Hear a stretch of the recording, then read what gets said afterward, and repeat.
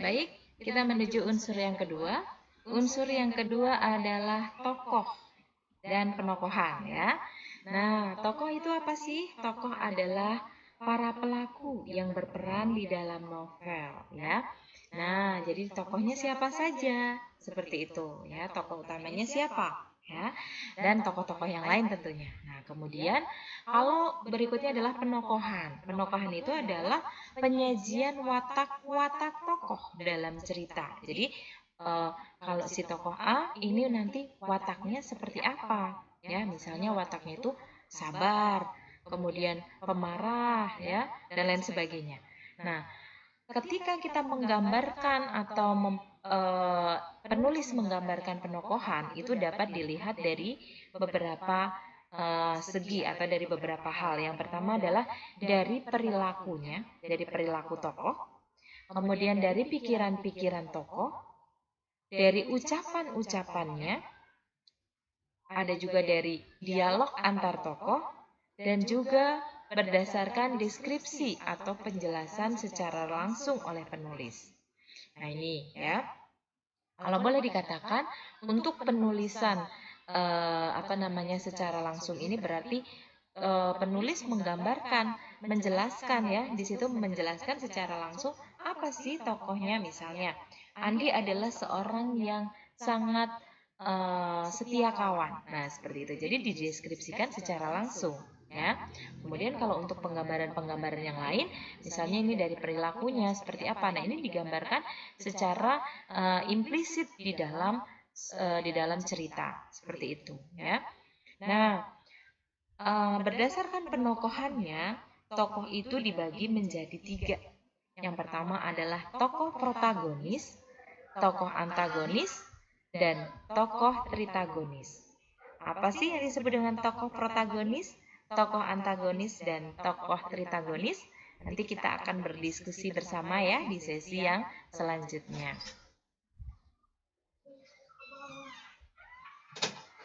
Baik, selanjutnya kita akan masuk pada unsur yang berikutnya, yaitu adalah latar, alur, sudut pandang ya.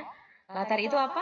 Latar adalah gambaran tempat, waktu, dan peristiwa terjadinya suatu cerita. Ya, contohnya apa? Contohnya misalnya di rumah tua yang lapuk. Ya, ini adalah latar tempat. Di pinggir Danau Toba. Ini juga latar tempat ya. Ketika gunung meletus. Nah, ini adalah latar peristiwa. Ya, peristiwanya apa? Ketika gunung meletus, Gunung Merapi meletus, seperti itu ya. Nah, selanjutnya ada alur atau plot. Yaitu adalah pola pengembangan cerita yang terjalin secara sebab akibat. Ya, pengenalan konflik ini ada pengenalan ya. Ini sebenarnya ada garisnya ini nak. Pengenalan, kemudian konflik, klimaks, anti klimaks, dan ending. Ini adalah sebuah urutan ya. Nah ini harusnya ada tanda panah seperti itu ya, yang ternyata ketika di slideshow tidak muncul ya. Jadi ada pengenalan, kemudian tanda panah konflik, menuju konflik maksudnya, kemudian menuju klimaks, menuju anti klimaks, dan menuju ending. Ini adalah satu rangkaian alur ya. Nah, jadi ada pengenalan dulu, kemudian masuk ke dalam sebuah masalah.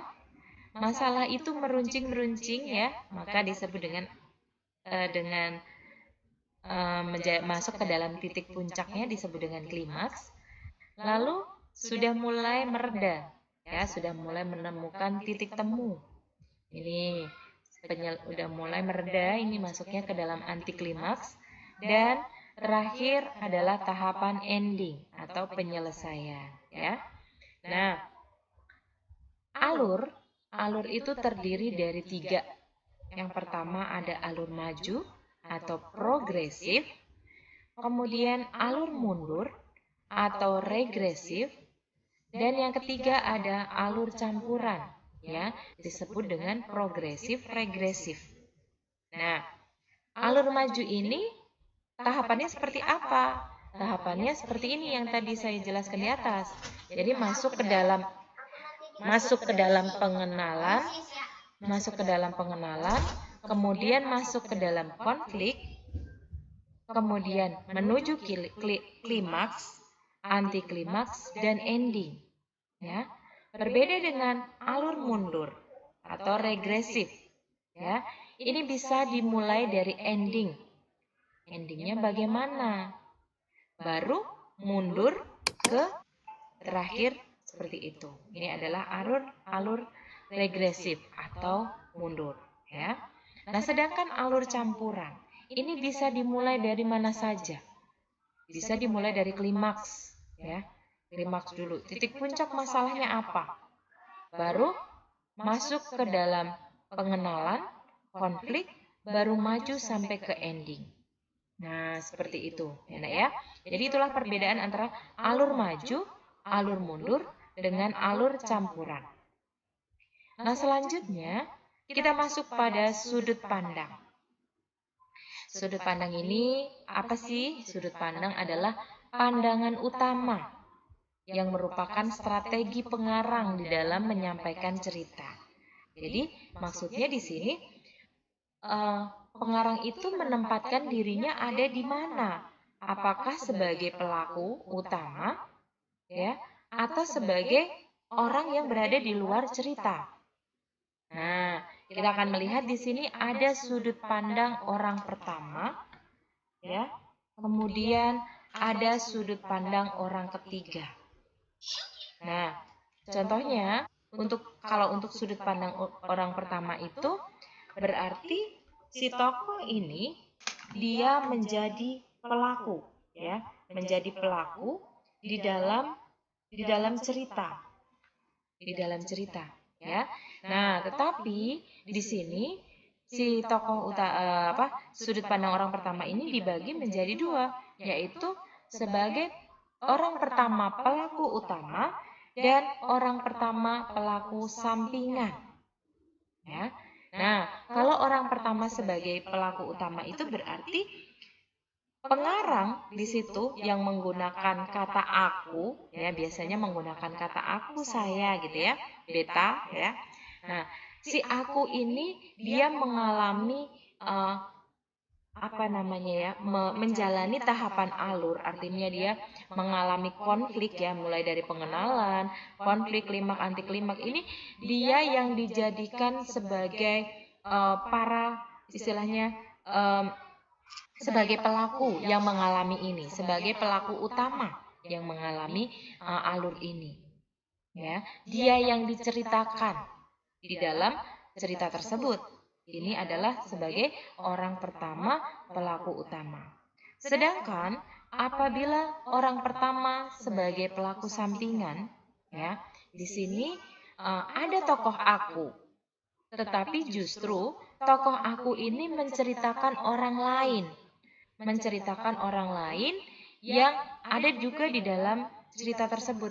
Nah, yang mengalami alur ini semua, ini adalah tokoh yang diceritakan oleh tokoh utama tersebut. Oleh orang pertama tersebut, oleh si aku.